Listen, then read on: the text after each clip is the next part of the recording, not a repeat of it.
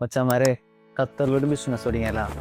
വലിയ സീനൊന്നുമില്ല, just 4 documentation മതി. അന്നതിലേക്ക് പോയാലാ. First documentation CR എന്ന് വെച്ചാൽ കൊമേഴ്ഷ്യൽ രജിസ്ട്രേഷൻ.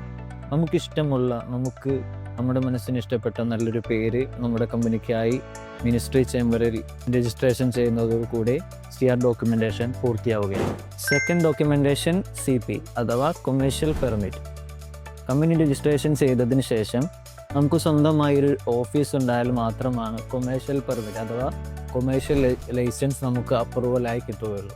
എന്നാൽ മാത്രമാണ് കൊമേഴ്ഷ്യൽ ഡോക്യുമെൻറ്റേഷൻ കംപ്ലീറ്റ് ആവുക. തേർഡ് ഡോക്യുമെൻറ്റേഷൻ CC അഥവാ കമ്പ്യൂട്ടർ കാർഡ്. കമ്പനി സ്ഥാപിതമാവുന്നതോടുകൂടെ നമുക്ക് ലഭ്യമാകുന്ന മറ്റൊരു ഡോക്യുമെൻറ്റേഷനാണ് CC അഥവാ computer card. Fourth and final one tax card.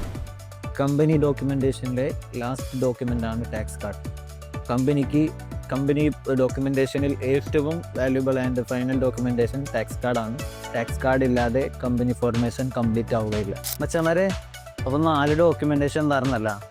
അപ്പോൾ ഈ വീഡിയോ ജസ്റ്റ് ഒന്ന് സേവ് ആക്കി വെച്ചു. പിന്നെ നിൻ്റെ ബെസ്റ്റ് ചങ്കില്ലേ കമ്പനി തുടങ്ങാനായിട്ട് നടക്കണം, അവരിതൊന്ന് അയച്ചു കൊടുത്തു. അപ്പോൾ എങ്ങനെ പൊളിയല്ലേ?